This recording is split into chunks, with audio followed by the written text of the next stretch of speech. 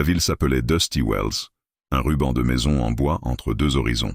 À l'aube, la poussière flottait comme une prière sans mots. L'enseigne du saloon grinçait, la pompe à eau marquait le temps. Dans ce bruit d'habitude passait une silhouette aux pieds nus, une jeune apache que la ville appelait la Muette. Son nom, entendu une fois comme un secret, était Naya. Naya ne demandait rien. Elle glissait le matin jusqu'aux écuries, remplissait un seau, buvait en silence, déposait quelques miettes à un chien jaune qui la suivait. Elle portait une robe trop courte et un châle rapiécé. Elle allait sans hâte, attentive aux traces. Dans la poussière, son doigt savait raconter. On disait qu'on l'avait trouvée après un orage, prostrée sous un chariot renversé, serrant un collier de petites perles rouges. Depuis, elle ne parlait plus. Les anciens détournèrent le regard. Les enfants l'observaient de loin. Les femmes glissaient parfois du pain. Les hommes gardaient une prudence sèche qu'on réserve à la misère quand elle vous ressemble trop. Ce matin-là, le ciel avait la pâleur d'une cicatrice. Naya sortit de sa remise derrière l'écurie, une pièce d'ombre où elle dormait roulée sur elle-même. Elle s'accroupit et traça 3 lignes ondulées. La rivière baissait. Elle leva la tête, écouta le désert. Une buse tournait haut. Un coyote avait traversé la nuit. Tout allait comme d'habitude. Puis un grondement vibra sur la piste. Un nuage de poussière apparut, droit comme une promesse. 2 cavaliers s'approchaient. Le shérif plissa les yeux. Le maréchal Ferrand s'essuya les mains. Naya resta à l'écart, appuyée à la barrière. Les chevaux ralentirent. L'un mit pied à terre devant la forge. L'autre poursuivit jusqu'au saloon. Le chien jaune grogna puis recula. L'homme ne regarda pas Naya. Naya ne le regarda pas. Pourtant, quand il passa, l'air changea, comme si le vent s'était souvenu d'un autre endroit. Il entra au saloon. Les voix montèrent, lourdes de nouvelles. Naya serra son sac et retourna vers l'abreuvoir. Elle renversa un seau. L'eau lui éclaboussa la robe. Des rires éclatèrent près de la pompe. 3 jeunes cow-boys, trop neufs pour connaître la honte. Faut croire que même l'eau ne veut pas d'elle, lança l'un. Naya ramassa le seau, nettoya sans trembler.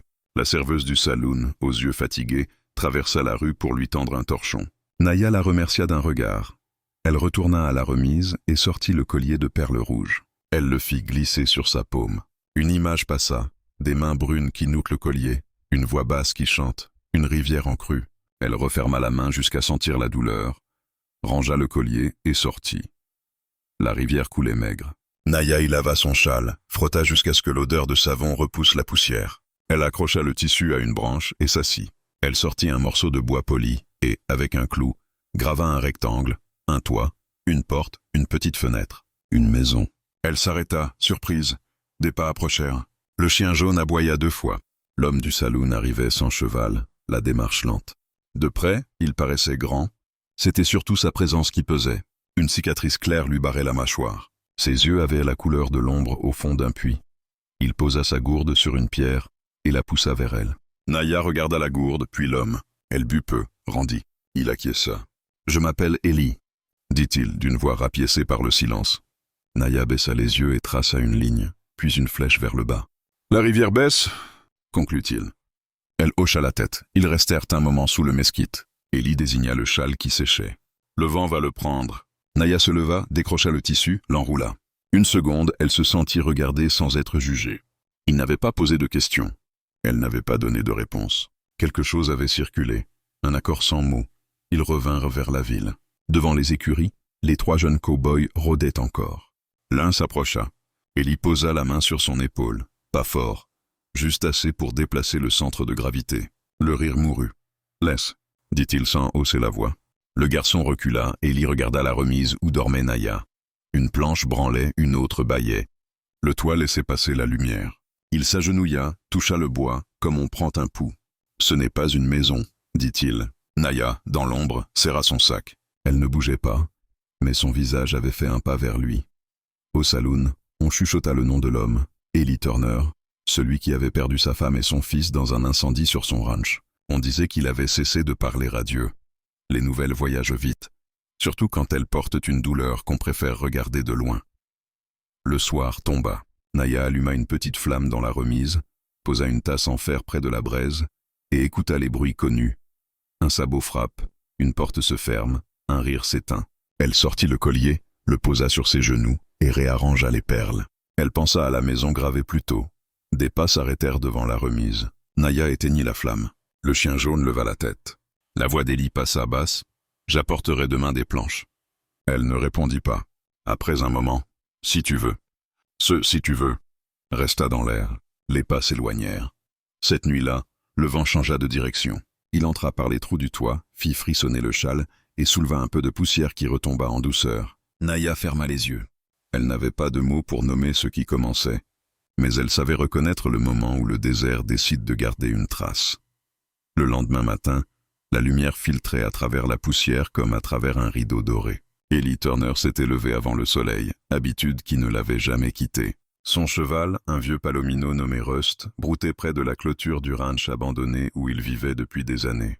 Il n'y avait plus de fumée à la cheminée, plus de rire derrière les murs, seulement le grincement du vent sur les tuiles fendues. Il avait acheté ces terres il y a longtemps, quand il croyait encore que la vie pouvait se bâtir à coups de volonté et de prière. Sa femme, Martha, l'avait aidé à planter les premières planches, et leur fils, Samuel, courait entre les sillons.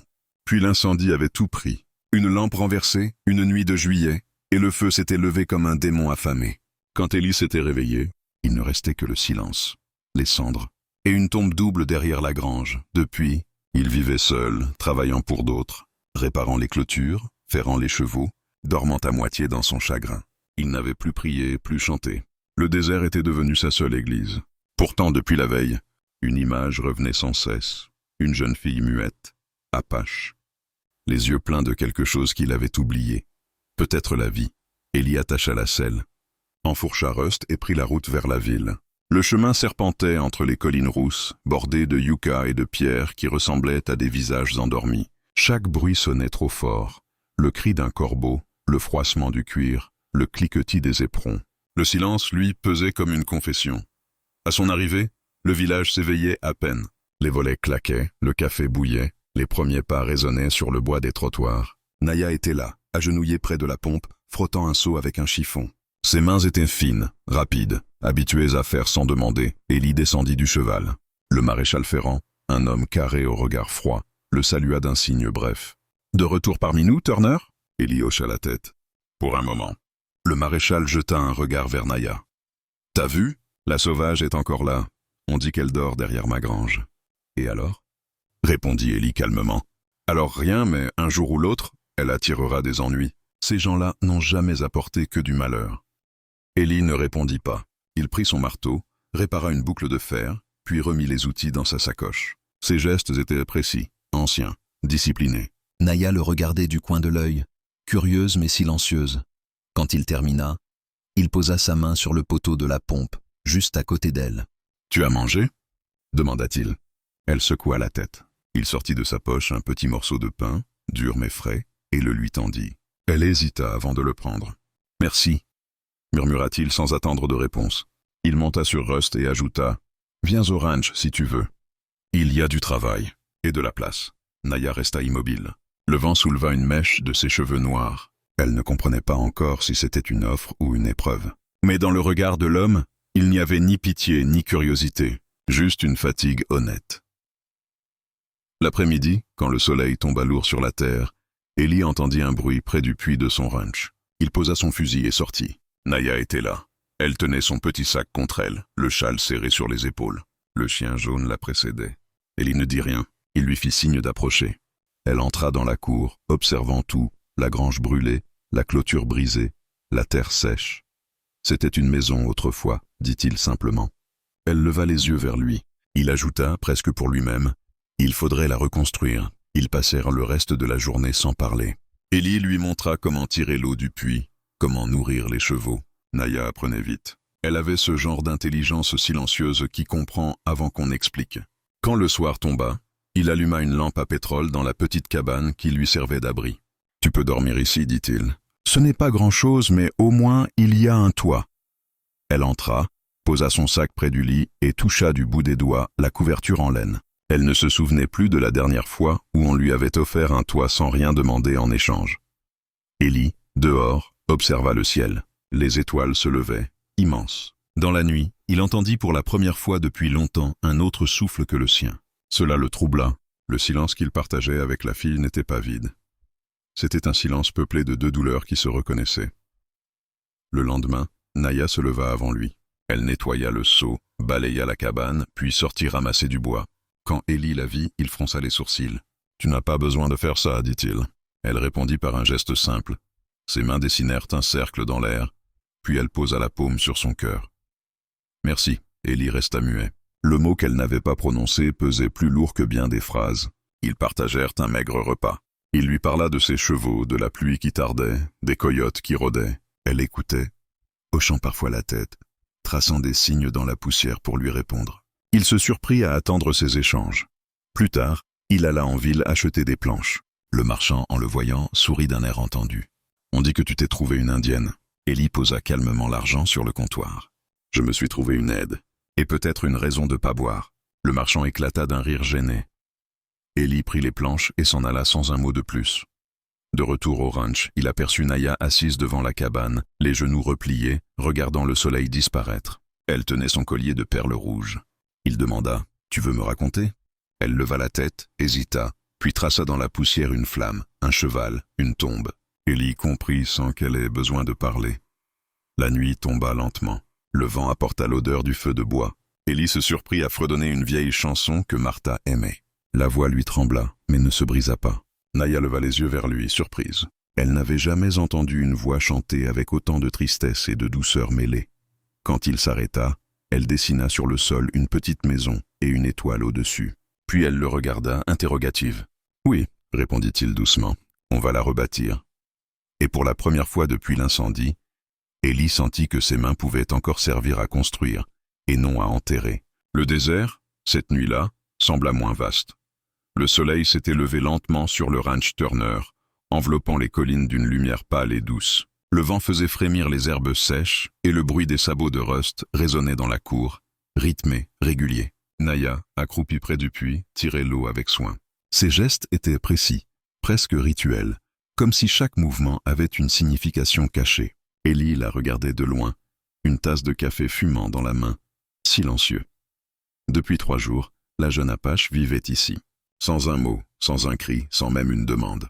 Elle se levait avant l'aube, travaillait du matin au soir, nettoyait la grange, réparait les clôtures, préparait le feu pour le dîner. Elle ne cherchait pas à plaire, elle faisait simplement ce qu'il fallait. Son silence ne gênait pas Élie.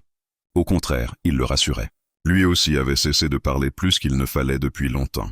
2 âmes perdues, chacune réfugiée dans son propre mutisme, partagèrent désormais un même espace, et c'était déjà beaucoup. Un matin, alors qu'Élie taillait un nouveau poteau pour la clôture, il entendit un bruit derrière lui. Naya essayait de porter une planche trop lourde. Elle trébucha, tomba à genoux, sans se plaindre. Il posa sa hache et s'approcha. « Tu n'as pas la force pour ça, » dit-il doucement. Elle secoua la tête, ramassa la planche, insista. « Laisse-moi t'aider, » continua-t-il. Mais elle refusa encore, posant la main sur la planche avec une détermination tranquille. Élie croisa son regard et comprit. Ce n'était pas une question de travail, mais de fierté. Elle voulait prouver qu'elle avait sa place ici. Alors il recula d'un pas et la laissa faire. À midi, ils s'assirent à l'ombre du vieux chêne, partageant du pain et du café noir. Naya observait les oiseaux, fascinée. Élie, lui, observait Naya. Chaque geste d'elle semblait fait avec une sorte de grâce sauvage.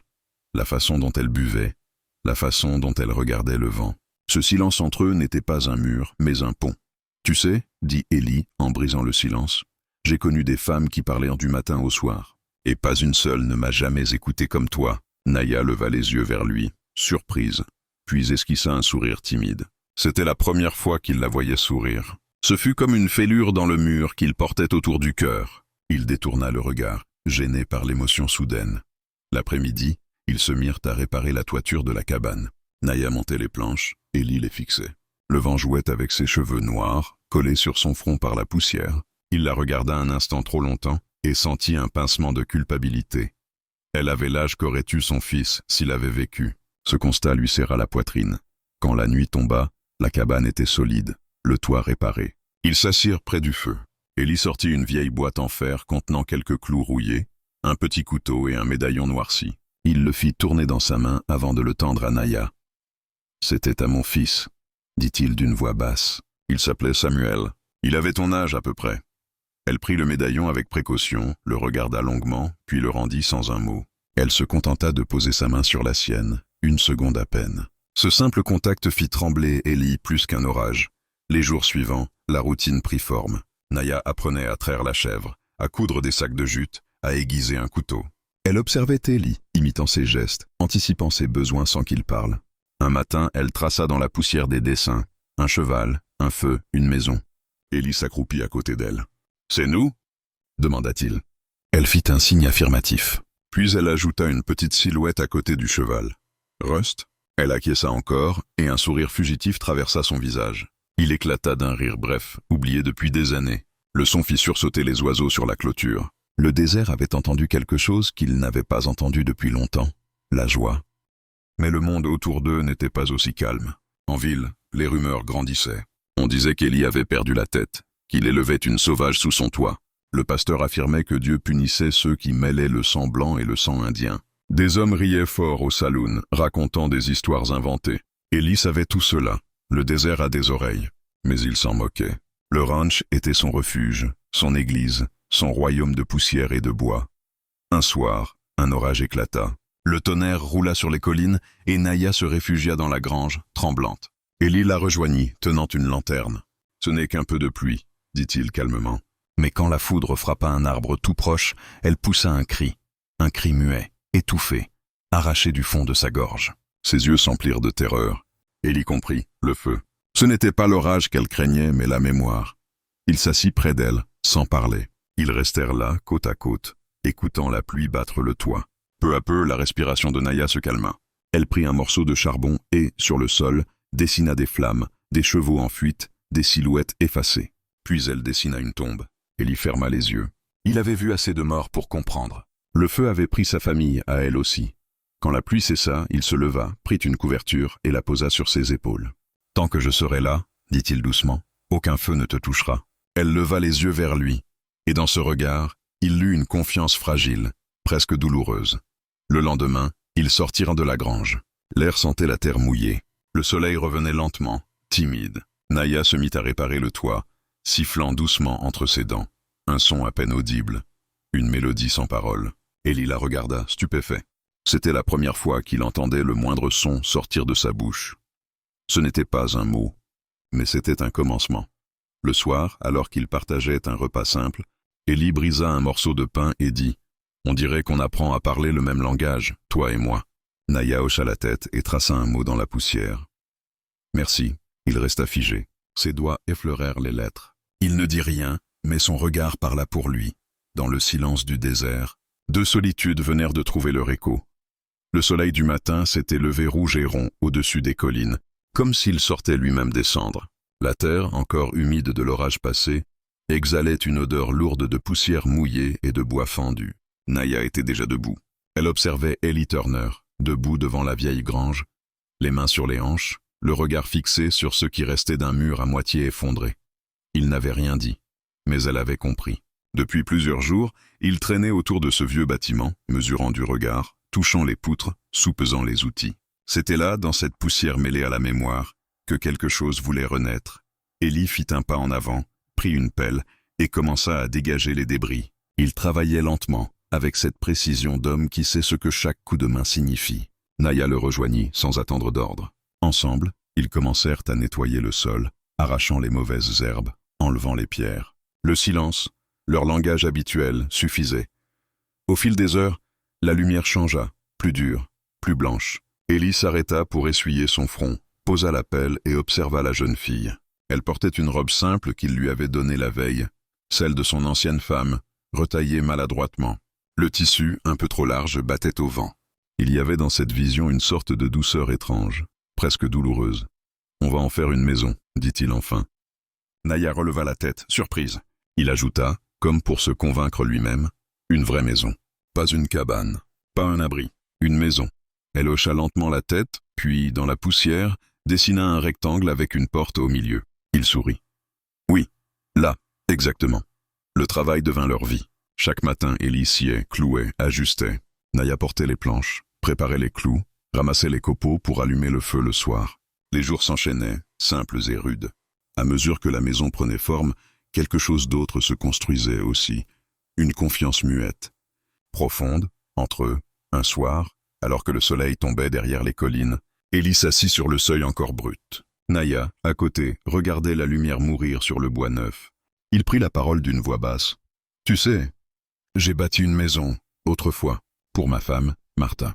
Elle voulait un endroit où entendre rire notre fils. J'avais juré que si je la perdais, je ne bâtirais plus rien. » Il marqua une pause, fixant ses mains calleuses. « Et pourtant, me voilà encore à planter des clous. La vie a le don de se moquer de nos promesses. » Naya l'écoutait, sans bouger. Puis elle prit un morceau de charbon et écrivit sur une planche. « Parce que tu respires encore. » Élie resta longtemps à regarder ces mots. Le vent les recouvrit un instant de poussière, puis les redécouvrit, comme si le désert lui-même les approuvait.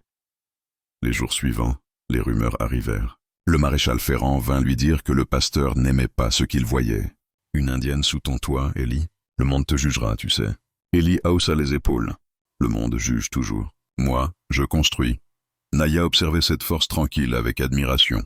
Elle avait vu des hommes crier, battre, mentir. Lui ne criait jamais. Il faisait. Ses gestes parlaient plus que des sermons. Un après-midi, alors qu'ils assemblèrent la charpente, Naya s'arrêta, essoufflée. Élie lui tendit une gourde. Elle but, puis leva les yeux vers lui. Il avait un éclat rare dans le regard. Pas celui de la pitié, ni celui de la fatigue, mais celui d'un homme qui retrouve le sens de ses mains. « Cette maison, murmura-t-il, ce n'est pas pour moi, c'est pour toi. » Elle le fixa, interdite.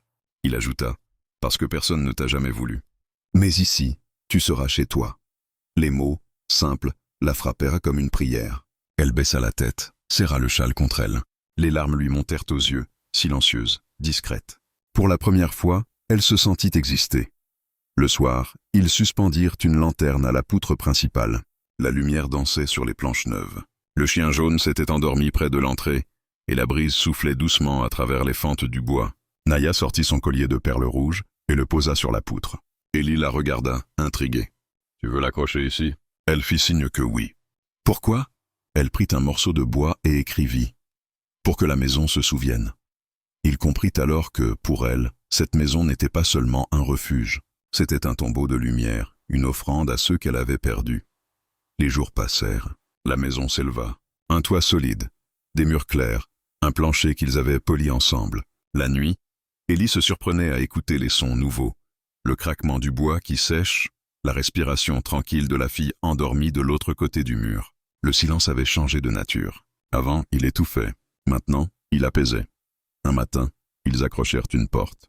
Quand elle claqua doucement pour la première fois, Élie se figea. Ce son banal résonna comme un battement de cœur. Il regarda Naya et dit « Tu entends ?» C'est la maison qui parle. Elle sourit. Un vrai sourire, large, fragile, lumineux. Mais le monde extérieur ne partageait pas leur paix. Dans la ville, les rumeurs s'étaient transformées en colère. Des hommes parlaient de mauvais exemples, de frontières entre les races. Certains disaient qu'Élie voulait défier Dieu. D'autres murmuraient qu'il avait perdu la tête. Élie n'écoutait pas. Il continua à bâtir, chaque planche un acte de résistance, chaque clou une prière silencieuse. Un soir, alors qu'il terminait la clôture, Naya prit un bâton et dessina sur le sol 2 cercles reliés par une ligne. « Qu'est-ce que c'est ?» demanda-t-il. Elle écrivit à côté « 2 cœurs ». Une maison. Élie sentit quelque chose se briser doucement en lui, la barrière entre son passé et le présent. Pour la première fois depuis des années, il sentit qu'il n'était plus seul dans le monde. Cette nuit-là, le vent souffla à travers la vallée, emportant l'odeur du bois neuf. Le désert, habituellement si froid, sembla retenir son souffle. Dans le silence, la maison tenait debout, vivante, habitée. Et au milieu de ce désert qui n'avait jamais voulu d'eux, un cow-boy veuf et une orpheline apache avaient bâti plus qu'un abri. Ils avaient rebâti la foi, sans prêtre, sans église, sans mots. Seulement des mains, du bois et un peu d'amour caché sous la poussière. La maison sentait encore le bois frais et la cendre tiède.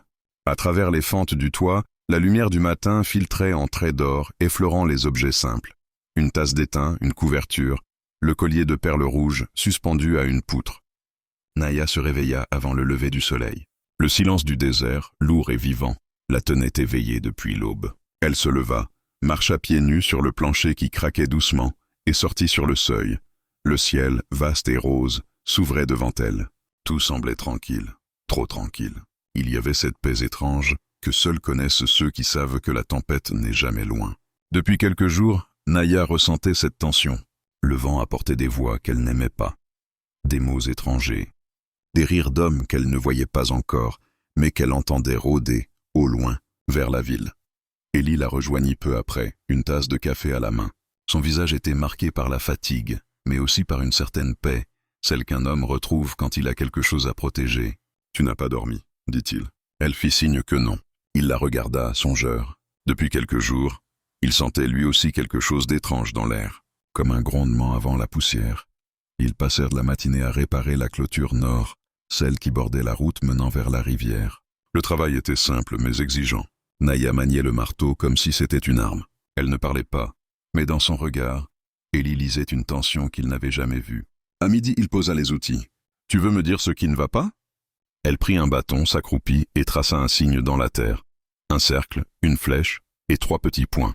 « Des hommes ?» demanda-t-il. Elle hocha la tête. « En ville ?» Elle traça encore une ligne. « Oui. » Ellie soupira. Il n'avait pas besoin d'explication. Les rumeurs, les regards, les murmures. Il savait que ça finirait par venir jusqu'ici. Un cow-boy blanc qui recueillait une indienne. Pour beaucoup, c'était une insulte à leur monde. Mais ce soir-là, Naya fit un cauchemar. Elle se débattait dans son sommeil, murmurant sans voix, ses doigts serrés sur la couverture. Ellie se leva, posa une main sur son épaule. Elle ouvrit brusquement les yeux, respirant fort, tremblante. La sueur perlait sur son front. Il recula d'un pas, surpris par l'intensité de sa peur. Sans réfléchir, elle attrapa un morceau de charbon et, sur le sol, dessina rapidement une scène. Des chevaux, des flammes, un groupe de soldats, des corps allongés. Puis elle dessina une petite silhouette, elle-même, fuyant vers les collines. Ellie sentit un frisson lui parcourir la colonne. « C'est ton village ?» demanda-t-il d'une voix douce. Elle fit oui. « Et ta famille ?» Elle désigna une flamme. Tout avait brûlé. Il se pencha, posa une main sur le dessin, comme pour calmer la douleur qu'il contenait. « Qui a fait ça ?» Elle hésita, puis traça un symbole qu'il reconnut immédiatement. Un aigle stylisé, celui que portèrent les uniformes de cavalerie. Ellie sentit sa gorge se serrer. Il regarda le symbole, puis détourna les yeux. « Moi aussi, » dit-il lentement. « J'ai porté cet aigle. » Naya leva la tête, son regard soudain froid, tranchant. Le silence qui suivit fut plus dur que n'importe quelle gifle. Ellie se leva, marcha jusqu'à la fenêtre. Il parla sans se retourner. « C'était il y a longtemps. On m'a dit que c'était la loi, qu'on apportait la paix. Je ne savais pas ce que je détruisais. » Naya ne bougea pas. Le feu du poêle jetait des ombres rouges sur les murs. On aurait dit que la maison respirait avec eux, témoin d'un secret trop lourd. « Si j'avais su... » murmura-t-il. Il s'interrompit, incapable de finir. Elle s'approcha lentement, posa sa main sur son bras. Son regard n'était plus celui d'une enfant, mais d'une âme vieille, blessée.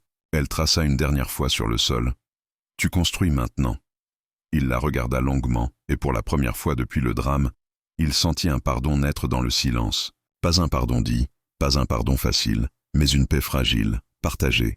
Les jours suivants, ils parlèrent peu, mais leurs gestes prirent une douceur nouvelle. Naya préparait le repas avec plus de soin. Ellie restait plus longtemps près du feu. Le lien entre eux s'était transformé. Il n'était plus seulement celui d'un protecteur et d'une protégée, mais celui de 2 êtres qui avaient reconnu leurs blessures dans le regard de l'autre. Un matin, alors qu'ils travaillaient dehors, un bruit de sabots se fit entendre. 3 cavaliers approchaient, silhouettes sombres dans la poussière. Ellie se redressa, plissa les yeux. Naya sentit son cœur s'emballer. Les hommes portaient des chapeaux bas, des manteaux sales, et leurs regards glissaient sur elle avec cette hostilité familière. « Bonjour. » Turner lança le premier, un certain Hank Dorset, fermier du coin. « Dorset ?» répondit Ellie calmement. « On t'a entendu dire que t'avais de la compagnie. » Ellie serra les poings. « Elle travaille ici, et c'est tout ce qu'il y a à savoir. Une sauvage, hein? On pensait pas que t'étais tombé si bas. » Avant qu'il ne puisse répliquer, Naya s'avança. Elle ne dit rien, mais son regard brûlait. Les hommes se turent un instant, déstabilisés par cette assurance muette. Hank cracha au sol, tira sur les rênes. « Fais gaffe, cow-boy, les gens parlent. » Et parfois, les mots se changent en feu.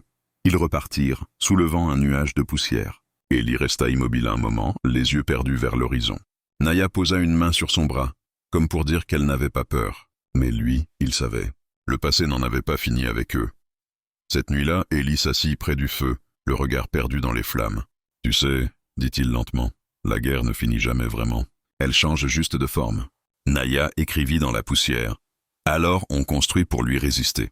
Il hocha la tête. Oui, construire. C'était tout ce qu'il savait faire, tout ce qu'il lui restait, et tandis que la maison se dressait dans la nuit, éclairée par la lueur vacillante du feu, Élie comprit que cette jeune fille n'était pas seulement un souvenir du passé, elle en était la réparation. Le désert lui avait rendu ce que le feu lui avait pris. Une raison de continuer à bâtir. Le vent du désert portait cette odeur de fer et de sable qui annonce les mauvais jours. Le soleil, encore bas, se levait lentement derrière la colline. La maison d'Élie Turner se tenait debout, fière, neuve, comme une promesse au milieu du néant.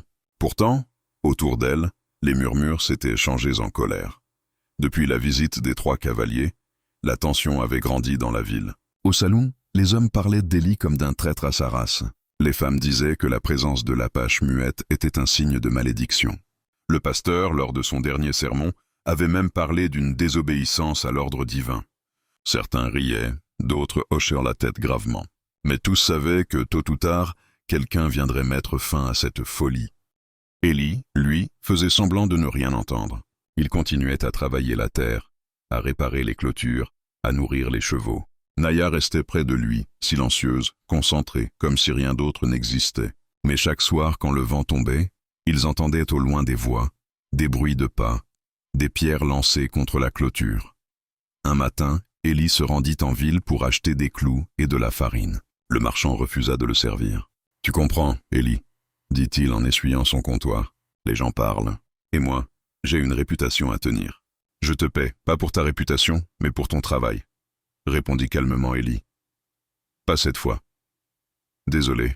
Élie resta immobile un instant, puis posa l'argent sur le comptoir et prit les sacs de farine lui-même. Personne n'osa l'arrêter. Quand il sortit, les regards le suivaient. Des mots sifflèrent à mi-voix. Traître. Fou. Indien lover. Il n'y répondit pas. Mais au fond de lui, une colère sourde grandissait, lourde et ancienne. De retour au ranch, Naya sentit tout de suite que quelque chose s'était brisé. Elle le regarda poser les sacs près de la porte sans dire un mot. Le silence entre eux, d'habitude apaisant, était ce soir-là plus lourd qu'un orage. Il finit par dire « Ils viendront, Naya. Pas aujourd'hui, peut-être pas demain. Mais ils viendront. » Elle leva les yeux, sans peur. Puis elle prit un morceau de bois et écrivit sur le mur « Alors nous tiendrons. » Élie resta un moment à lire ces mots, le regard fixe. Puis il hocha la tête. « Oui, on tiendra. » Les jours suivants furent tendus. Une nuit, le chien jaune se mit à aboyer sans arrêt. Élie sortit, fusil en main. Il vit des silhouettes fuir vers les arbres. Le matin, il trouva un message gravé sur la clôture. « Pars avant qu'on ne brûle ta maison. » Il effaça les lettres d'un coup de main. Naya l'observait depuis la fenêtre. Elle ne montra ni peur ni surprise. Juste cette résignation calme qu'ont ceux qui ont déjà tout perdu une fois. Mais les menaces se rapprochaient. Une semaine plus tard, en pleine nuit, un feu éclata dans l'étable. Les chevaux hennissaient, paniqués. Élie accourut, pieds nus, un seau à la main. Naya le suivit, sans un cri, sans hésiter. Ensemble, ils arrosèrent les flammes, traînant les seaux d'eau à la chaîne, leurs silhouettes illuminées par la lueur du brasier. Les flammes montaient, hautes, vivantes. Naya courut à l'intérieur pour détacher le dernier cheval.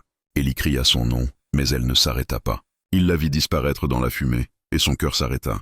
Il se jeta à sa suite, le visage brûlé par la chaleur. À l'intérieur, il la trouva tirant sur la corde du cheval, les mains en sang. Ensemble, ils réussirent à le libérer. Quand ils sortirent, l'air frais du désert sembla un miracle. La grange s'effondra derrière eux dans un rugissement. Élie tomba à genoux, suffocant. Naya, trempée, les bras noircis de suie, posa la main sur son épaule. Elle avait les yeux brillants, mais sans une larme. Il la regarda longuement, stupéfait. « Tu aurais pu mourir », souffla-t-il. Elle secoua la tête, traça du doigt sur sa peau. « Pas tant que la maison tient. » Le lendemain, ils enterrèrent les restes de la grange. Les chevaux étaient saufs. Élie, brûlée à la main, la regardait sans comprendre comment une enfant pouvait avoir autant de courage. « Tu es plus forte que moi », murmura-t-il. Elle haussa les épaules, traça un mot sur la terre. « Famille ». Ce mot resta dans l'air comme une prière. Pour la première fois, Élie comprit ce qu'elle voulait dire. Ils n'étaient plus deux étrangers unis par le hasard. Ils étaient devenus quelque chose que ni le sang ni la loi ne pouvaient définir. Mais la ville, elle, n'avait pas cette compréhension. Le pasteur vint le lendemain, accompagné de 3 hommes. Il resta sur le seuil, son chapeau à la main. « Élie Turner, dit-il d'une voix grave, ce que tu fais ici est contre nature. Cette fille doit être confiée à l'armée. Elle n'a pas sa place parmi les chrétiens. » Élie resta calme. Si Dieu m'a laissé la vie, c'est peut-être pour protéger celle des autres. Tu défies la parole divine. Non, répondit Élie. Je la pratique. Les hommes derrière le pasteur baissèrent les yeux. Aucun n'eut le courage de tirer le premier mot de haine. Quand ils partirent, Élie sut que leur silence valait promesse. Ils reviendraient. Le soir, il s'assit sur le seuil, regardant le ciel rougir lentement. Naya s'approcha, un torchon sur les genoux. « Le monde a peur de ce qu'il ne comprend pas, » dit-il. Elle écrivit sur une planche. « Alors construisons jusqu'à ce qu'il comprenne. » Il sourit tristement. « Tu parles mieux que moi, et sans mots. » La nuit s'installa. Le vent apportait encore les rumeurs, mais la maison, solide et chaude, semblait respirer avec eux. Dans son cœur, Élie savait que le danger n'était pas terminé. Mais il savait aussi qu'il n'avait plus peur. Il posa une main sur la poutre, sur le collier rouge suspendu, et murmura « Tant que ce toit tiendra, je tiendrai aussi, dehors, quelque part dans le noir. » Une chouette lança son cri. Le désert s'étira, indifférent et immense. Mais à l'intérieur de cette maison née de la poussière, un homme et une fille avaient gagné quelque chose que même la peur ne pouvait détruire. Le droit d'exister, ensemble, malgré le monde. Et quand la lampe s'éteignit, le silence qui les enveloppa n'était plus celui de l'abandon, mais celui de la résistance. Le matin se leva sur un ciel d'un bleu presque blanc. Le vent avait balayé la poussière de la veille et la maison, debout au milieu du désert, semblait plus solide que jamais. À l'intérieur, Naya préparait le feu. Élie la regardait discrètement, assis près de la fenêtre. Elle avait noué ses cheveux en une tresse serrée, et son châle délavé glissait sur ses épaules. Chaque geste d'elle était mesuré, silencieux, mais rempli d'une vie tranquille. Depuis l'incendie et la visite du pasteur, quelque chose avait changé dans l'air. Ce n'était plus la peur qui les entourait, mais une certitude. Ils ne céderaient pas. La maison tenait bon, et eux avec. Pourtant, Élie sentait en lui un tumulte qu'il n'avait plus connu depuis longtemps. Ce n'était pas seulement de la colère, ni même de la tendresse. C'était ce sentiment profond, oublié, qu'on appelle l'attachement. Il n'avait jamais voulu aimer à nouveau. L'amour, pour lui, était une blessure qu'on rouvre chaque fois qu'on se souvient. Mais en regardant Naya marcher dans la lumière du matin, il comprit que certaines blessures ne tuent pas. Elles enseignent à sentir autrement. Ils travaillèrent toute la journée. Élie réparait la charrette. Naya nourrissait les chevaux. À midi, ils s'assirent à l'ombre, partageant un repas simple. Naya prit un morceau de charbon et dessina un oiseau. « C'est toi ?» demanda Élie. Elle secoua la tête. « Moi ? Non, encore. » Puis elle dessina deux oiseaux, l'un plus grand, l'autre plus petit, côte à côte. « Élie saurit, une famille, » dit-il doucement. Elle leva les yeux, et il vit dans ce regard quelque chose de lumineux, de fragile et d'immense à la fois. Il détourna les yeux, pris d'un vertige qu'il n'avait plus ressenti depuis 20 ans. Ce soir-là, alors qu'il dînait, le silence n'était pas le même. Il avait un poids différent, presque tendre. Élie parla d'une voix calme. « Quand mon fils était petit, il voulait toujours que je lui raconte l'histoire de la première étoile. Il disait que chaque étoile était une âme qu'on avait aimée. Depuis leur mort, je n'ai plus levé les yeux vers le ciel. » Il marqua une pause, puis ajouta « Jusqu'à toi. » Naya le regarda longuement. Puis elle traça sur la table. « Tu es ma maison. » Ces 4 mots le frappèrent comme un coup de vent chaud. Il ne sut que répondre. Il détourna la tête, les yeux humides. L'amour, il le comprit, ne se choisit pas. Il revient, malgré tout. Mais cette paix fragile ne tarda pas à être troublée. 3 jours plus tard, Élie fut appelé en ville par le maréchal. À son retour, son visage était fermé. Naya devina tout de suite que quelque chose s'était produit. « Ils ont tenu conseil, dit-il. Ils veulent m'obliger à t'envoyer dans une réserve. » Elle se figea. « Ils disent que c'est la loi. » Elle prit une craie et écrivit. « Et toi, que dis-tu ? » « Que je n'obéis plus aux lois des hommes quand elles trahissent celles du cœur. » Ce soir-là, Élie alla jusqu'au salon. Le silence se fit quand il entra. Tous le regardaient, certains avec haine, d'autres avec gêne. Il s'approcha du comptoir, posa ses mains dessus. « Je vais parler une fois, » dit-il, « et après je me tairai. » Les voix se turent. « Cette fille, vous la traitez comme une bête, mais elle a plus de courage et plus de bonté que vous tous réunis. Vous dites que Dieu l'a rejetée, alors peut-être que Dieu ne vous a jamais écouté. » Un homme se leva, furieux. « Tu défends les sauvages contre ton propre sang. » Élie fit un pas vers lui, son regard aussi tranchant qu'une lame. « Mon propre sang, » dit-il lentement, « est celui que j'ai choisi de verser pour protéger la vie, pas pour la détruire. » Un silence pesant suivit, puis il tourna les talons et sortit. Personne ne le suivit. La porte du saloon claqua derrière lui comme un verdict. Quand il revint à la maison, Naya l'attendait dehors, assise sur le perron. La lune éclairait faiblement la vallée. Il s'assit à côté d'elle, fatigué, mais plus léger. « J'ai parlé pour nous deux, dit-il. Elle écrivit sur le bois. « Alors le vent t'écoutera. » Il rit doucement. C'était un rire d'homme fatigué, mais vivant. « Si le vent m'écoute, qu'il porte ton nom avec lui, dit-il. » Les jours suivants, les tensions semblèrent retomber. Les hommes du village, honteux, se firent plus discrets. Certains commençaient même à respecter en silence ce cow-boy têtu et sa fille Apache. Ils ne disaient rien, mais leurs regards changeaient. La maison d'Eli, isolée dans le désert, était devenue un symbole étrange, de résistance, de paix, d'amour sans parole. Eli construisit un petit jardin derrière la maison. Naya y planta des herbes médicinales qu'elle connaissait depuis son enfance. Le soir, elle lui montrait leurs usages, lui apprenait les gestes de soins qu'elle tenait de sa mère. Il l'écoutait avec respect. « Tu vois, dit-il un soir, tu me guéris sans le vouloir. » Elle leva les yeux, un peu surprise. « Oui, continua-t-il. Avant toi, je vivais comme un mort. Maintenant, chaque matin a un sens. » Il posa une main sur son épaule. Ce contact était simple, paternel, mais plein d'émotion. Naya ne bougea pas. Pour la première fois, elle sentit ce que c'était d'être aimée sans peur. Mais le destin, toujours cruel aux âmes en paix, veillait encore. Une lettre arriva, portée par un cavalier de l'armée. Eli la lut sur le perron. Son visage se ferma peu à peu. C'était un ordre officiel. Toute personne hébergeant un enfant d'origine Apache sera considérée comme complice et devra remettre l'individu aux autorités militaires. Naya s'approcha. Il froissa la lettre, la jeta au feu. « Qu'est-ce qu'elle disait ?» Elle écrivit. « Est-ce que tu dois choisir ?» « Oui, répondit-il. Et j'ai choisi. » Il leva les yeux vers la maison. « J'ai perdu une famille une fois. Je ne perdrai pas la seconde. » Naya sentit ses mains trembler. Elle s'approcha, prit le collier rouge suspendu à la poutre et le plaça autour du cou d'Eli. Il voulut protester, mais elle secoua la tête. « Maintenant, tu es celui qui se souvient, » écrivit-elle. Eli toucha les perles. Elles étaient chaudes, vivantes. « Alors je jure devant elle, dit-il, que rien ni personne ne te prendra cette maison. » Cette nuit-là, ils restèrent longtemps dehors, assis côte à côte, regardant le ciel étoilé. Il n'y avait plus besoin de mots. Dans la brise tiède, leur souffle se mêlait au silence du désert, et pour la première fois, Eli Turner sut qu'il n'était plus un homme seul. Le cow-boy qui avait perdu sa famille venait d'en reconstruire une, non par le sang, mais par la promesse muette d'un cœur redevenu vivant. Le vent du matin siffla entre les collines comme une plainte.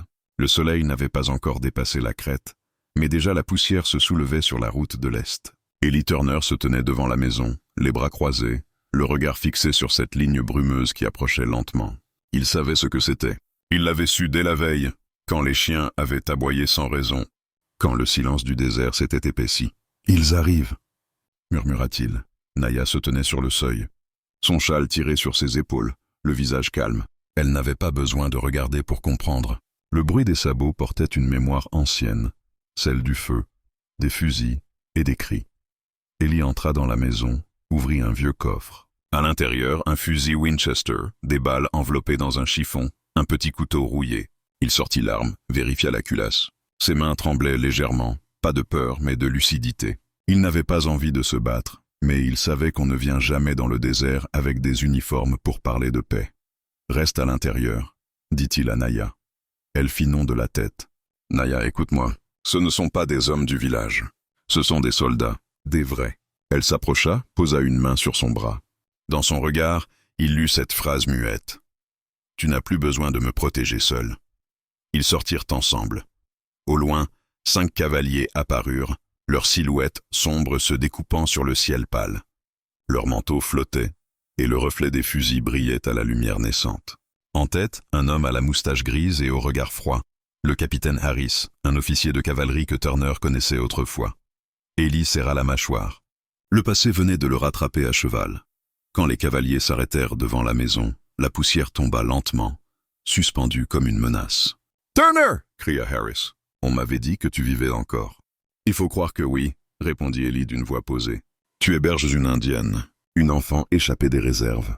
Tu sais ce que ça signifie. »« Je sais ce que ça signifie pour vous, » répliqua Eli. « Pour moi, ça signifie qu'elle est vivante. » Harris descendit de cheval. Il s'approcha, posa la main sur la crosse de son arme. « Les ordres sont clairs. Cette fille doit être ramenée. Ce n'est pas personnel. » Eli le regarda droit dans les yeux. Rien n'est personnel, disaient-ils aussi quand on brûlait leur village, pas vrai? Le capitaine baissa un instant le regard. Oui, il s'en souvenait. Il y avait été, lui aussi. On fait notre devoir, Turner. Et moi, le mien. Naya, debout près de la porte, observait la scène, le vent jouant avec sa tresse. Derrière elle, la maison semblait respirer, solide et silencieuse.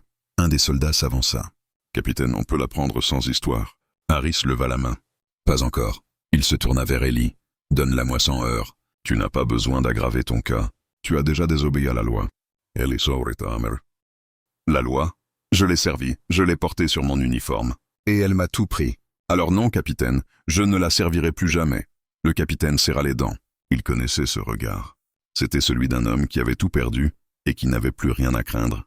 « Turner, insista-t-il, si tu refuses, tu seras jugé pour trahison. » « Alors juge-moi. » Le silence se fit. Un corbeau croissa quelque part sur la crête. Soudain, l'un des jeunes soldats, nerveux, leva son fusil. « Laisse-la sortir !» cria-t-il. Il y pointa sa Winchester d'un geste ferme. « Baisse ton arme, garçon. Tu ne veux pas tirer. Pas ici.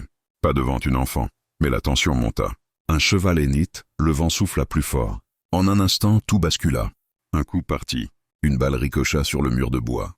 Le chien aboya. La poussière s'éleva. Ellie répliqua par réflexe, tirant dans le sol pour les éloigner. Le chaos s'installa. Des cris, des sabots, de la fumée. Quand la poussière retomba, un soldat gisait, blessé à la jambe. Harris, furieux, leva la main pour ordonner le feu. Mais sa voix se brisa. Ellie tenait la carabine, immobile, son regard fixé sur lui. « Tu crois vraiment que je vais tirer sur des hommes que j'ai commandés ?» dit Ellie. Le capitaine resta figé. « Alors quitte ce lieu, Harris. Emmène tes hommes. » Et la fille, elle reste. Harris s'approcha encore. À quelques mètres de lui, il s'arrêta. Ses yeux croisèrent ceux de Naya. Ce qu'il vit là le troubla. Ce n'était pas la peur d'une sauvage, mais la dignité d'un être humain. Il détourna les yeux. « Tu es fou, Turner, dit-il enfin. On ne peut pas changer ce que le monde décide. Peut-être pas, mais on peut refuser de le suivre. » Le capitaine hésita longuement. Puis il rangea son arme. « Très bien, tu auras ce que tu veux. Mais souviens-toi, le monde ne te pardonnera pas. » Il fit demi-tour. Les cavaliers remontèrent en selle et repartirent lentement, laissant derrière eux un nuage de poussière et un silence épais. Ellie resta immobile, la carabine baissée, le souffle court. Naya s'approcha, posa sa main sur sa main. Elle tremblait. « C'est fini, » dit-il doucement. Elle secoua la tête, écrivit sur la terre. Jamais fini. Elle avait raison. Ce n'était pas fini. Les hommes reviendraient, ou d'autres. Mais à cet instant, Ellie s'en moquait. Il posa la carabine contre le mur, s'agenouilla devant elle. « Je n'ai pas peur, dit-il. » Elle leva ses yeux vers lui, et pour la première fois depuis des années, elle parla. Sa voix, rauque, tremblante, sortit comme un souffle brisé. « Père !» Ellie resta figée. Ses yeux se remplirent de larmes. Ce mot, simple et miraculeux, effaça d'un coup tout le bruit du monde. Il prit la jeune fille dans ses bras, incapable de parler. La maison derrière eux sembla respirer plus fort. Le vent se calma, et le désert, témoin de leur serment, retrouva son silence.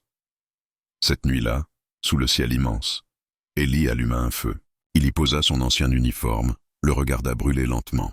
Le tissu prit feu, rouge puis blanc, puis noir. À côté de lui, Naya chantonnait faiblement. Une mélodie sans mots, une prière apache que le vent emporta au loin. Le feu s'éteignit. Dans la cendre, il resta une flamme, celle qu'aucun ordre, aucune armée ne pourrait jamais éteindre, celle d'un père et d'une fille qui avaient décidé de se choisir. Envers et contre tout, le soleil montait lentement au-dessus des collines, étirant l'ombre de la maison sur le sable encore frais du matin. Le désert semblait retenir son souffle, comme s'il savait qu'un événement rare venait de se produire ici. La voix de Naya. Un seul mot, père, avait suffi à tout bouleverser. Depuis ce moment, Ellie Turner n'était plus le même. Il marchait plus droit, parlait plus calmement, le regard chargé d'une douceur nouvelle. Ses gestes, d'habitude précis et durs, semblaient maintenant guidés par une tendresse qu'il n'avait jamais cru pouvoir ressentir de nouveau. Naya, elle, gardait le silence, mais un silence différent. Ce n'était plus celui de la peur, ni celui du souvenir. C'était le silence d'une âme apaisée. Le mot qu'elle avait prononcé l'avait libérée, et en même temps, il l'avait changée. Elle l'avait senti.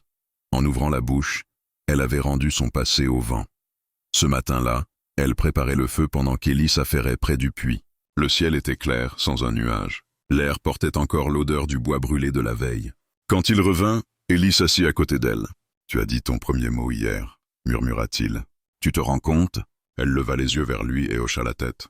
Il continua. « Je n'ai jamais entendu quelque chose d'aussi beau. » Naya esquissa un sourire. Elle traça dans la poussière. « Les mots font peur. »« Oui, » dit-il doucement. « Les mots peuvent blesser ou guérir. Mais celui-là m'a sauvé. » Ils partagèrent un repas simple. Du pain, un peu de haricots et de l'eau claire. Chaque geste semblait plus léger qu'avant. Pourtant, Ellie savait qu'il n'était pas encore sorti du danger. Les soldats reviendraient peut-être, ou les habitants de Dusty Wells, blessés dans leur orgueil. Mais pour l'instant, il savourait ce répit fragile, comme un homme qui goûte le calme après la tempête. Les jours passèrent ainsi, paisibles et lumineux. Naya apprenait à parler à nouveau. Un mot par jour, parfois deux. Sa voix tremblait encore, comme une flamme hésitante, mais chaque syllabe sonnait comme une victoire. « Oh! Cheval! Merci! » Ces mots simples semblaient agrandir la maison, la remplir d'échos nouveaux. Un soir, Ellie la surprit en train de chanter, une mélodie ancienne, sans paroles, un chant apache venu d'un autre temps. Il resta figé sur le seuil, écoutant cette voix pure, presque irréelle. Le vent emporta la chanson jusqu'aux collines, et pour la première fois depuis des années, il eut la sensation que Martha et Samuel, sa femme et son fils, l'écoutaient aussi. Quand elle s'arrêta, il s'approcha doucement. « Ta mère te chantait cela, n'est-ce pas ?» Naya hocha la tête. Elle disait que chanter, c'est prier sans attendre de réponse. Ces mots, simples mais profonds, restèrent dans le cœur d'Ellie toute la nuit. Il comprit que cette fille, qu'il avait d'abord vue comme une orpheline fragile, lui avait appris plus que tous les livres saints qu'il avait lus autrefois. Mais le désert, aussi grand et calme soit-il, n'oublie jamais les dettes des hommes. Un matin, alors qu'ils coupèrent du bois, un cavalier apparut au loin. Il galopait seul, son manteau soulevé par la poussière. Ellie posa la hache, plissant les yeux. Naya sentit tout de suite le changement dans l'air. Quand le cavalier s'arrêta, elle reconnut le capitaine Harris. Il descendit lentement de cheval, ôta son chapeau. « Turner, dit-il, je viens seul. Pas d'ordre, pas d'arrestation. Je devais voir ça de mes yeux. » Ellie resta immobile. Voir quoi? Voir si ce que les hommes disent est vrai. Que cette fille parle? Naya, debout à quelques mètres, le regardait sans ciller. Harris s'approcha lentement. Il s'arrêta devant elle, baissant la voix. « Ton nom est Naya, n'est-ce pas ?» Elle hésita. Ellie voulut intervenir, mais elle fit un pas en avant. « Oui, dit-elle. » Sa voix, fragile mais claire, fendit l'air comme une flèche. Harris eut un sursaut. « Bon sang, on disait que tu étais muette. »« Je l'étais, avant. » Le capitaine la regarda longuement. Derrière la rigueur de son uniforme, un éclat de compassion passa dans ses yeux. « J'ai connu beaucoup d'Indiens, dit-il, mais jamais une qui ait parlé à un homme blanc sans haine. »« Il ne m'a jamais parlé avec haine, » répondit-elle doucement. Ces mots suffirent à briser quelque chose en Harris. Il détourna le regard. L'air semblait plus lourd tout à coup. « Le monde ne te laissera pas tranquille, Naya, dit-il enfin. Tu le sais. Alors je vivrai ici. »« Et s'ils reviennent ?» Ellie répondit à sa place. « Alors ils verront ce qu'un homme prêt à mourir pour sa fille peut faire. » Harris hocha lentement la tête. « Je te connais, Turner. Tu ne bluffes jamais. » Il tendit la main à Naya. Elle hésita, puis la serra. Le capitaine remonta à cheval, mais avant de partir, il dit « Gardez cette paix tant que vous pouvez. Ce monde n'est pas fait pour les cœurs purs, mais il a besoin d'eux. » Quand il disparut derrière la colline, Ellie sentit un poids tomber de ses épaules. Pour la première fois depuis longtemps, il crut à la possibilité d'un avenir. Ce soir-là, ils s'assirent sur le perron, regardant les étoiles. Naya murmura « Tu crois que le désert peut pardonner ?»« Pardonner quoi ?»« Les morts, les cris, les maisons brûlées. » Ellie réfléchit longtemps avant de répondre. « Le désert ne pardonne pas, Naya, mais il enseigne. Il prend tout. Et ce qu'il te rend, c'est la vérité. » Elle resta silencieuse, méditant ces mots. Puis elle se leva, entra dans la maison et revint avec le collier rouge. Elle le posa entre eux, sur la marche. « Ma mère disait que quand le silence parle, il faut l'écouter. » Et qu'est-ce qu'il dit ce soir ? Qu'on n'a plus peur. Ellie sentit sa gorge se serrer. Il regarda le collier, les étoiles, puis la jeune fille. Dans ce visage qu'il avait appris à lire sans mots, il vit tout ce que la vie lui avait pris, et tout ce qu'elle lui avait rendu. Il murmura « Tu es la preuve que même le désert peut fleurir. » Le vent souffla doucement, soulevant la poussière autour d'eux. La nuit s'étendait, vaste, lumineuse. Naya ferma les yeux et, pour la première fois depuis longtemps, sourit sans douleur. Le mot qu'elle avait prononcé avait coûté cher. Des années de silence, de peur et de solitude. Mais il avait aussi guéri 2 cœurs à la fois. Et dans le désert, là où la voix s'était éteinte, une autre venait de naître. Le matin se leva dans un silence d'or. Le vent, doux et lent, faisait danser les herbes sèches autour de la maison. La lumière filtrait à travers les planches, glissant sur le sol de bois comme une bénédiction. On aurait dit que le désert, après des années d'oubli, s'était enfin souvenu d'eux. Naya se tenait devant la porte, un seau d'eau à la main. Son regard suivait la ligne d'horizon, là où le ciel embrassait la terre. Elle avait grandi, pas seulement en âge, mais en présence. Il y avait dans ses gestes cette assurance tranquille de ceux qui ont trouvé leur place. Le désert ne lui faisait plus peur. Les bruits, les ombres, les tempêtes, tout cela n'était plus une menace, mais une mémoire qu'elle avait apprivoisée. Élie, assis sur le perron, observait le ciel en fumant sa pipe. Ses cheveux avaient blanchi davantage, mais son regard, lui, s'était éclairci. Chaque jour qu'il voyait la jeune fille marcher dans la lumière, il avait l'impression d'avoir reconstruit un peu plus de son âme. La solitude, cette vieille compagne silencieuse, s'était faite discrète. À sa place, il y avait désormais le son d'une voix, parfois timide, parfois claire, celle de Naya. Ce jour-là, il devait se rendre à la rivière pour chercher du bois flotté. Le désert, après une pluie récente, avait laissé passer quelques troncs dans le courant. Élie aimait cette promenade, c'était leur rituel. Un moment où le monde semblait encore jeune. En descendant vers la rivière, ils croisèrent les ruines de la vieille grange brûlée. Les cendres avaient disparu depuis longtemps, mais Naya s'arrêta un instant. « Tu crois qu'un jour la terre oublie ?» demanda-t-elle. Élie hocha la tête. Elle n'oublie pas. Elle transforme. Ce qui brûle devient graine. Ce qui tombe nourrit ce qui pousse. « Comme nous ?» Il sourit. « Oui, exactement comme nous. » Ils marchèrent encore un moment, jusqu'à la rivière. L'eau, claire et froide, glissait entre les pierres. Le bruit du courant remplissait le silence. Naya s'accroupit, trempa ses mains, observa les reflets danser sur sa peau. « Avant, dit-elle doucement, j'avais peur de l'eau. »« Pourquoi ?»« Parce qu'elle emporte tout. » Élie posa une main sur son épaule. « Pas tout, Naya, regarde. Elle revient toujours. » Ils ramassèrent quelques branches et s'assirent sur la rive.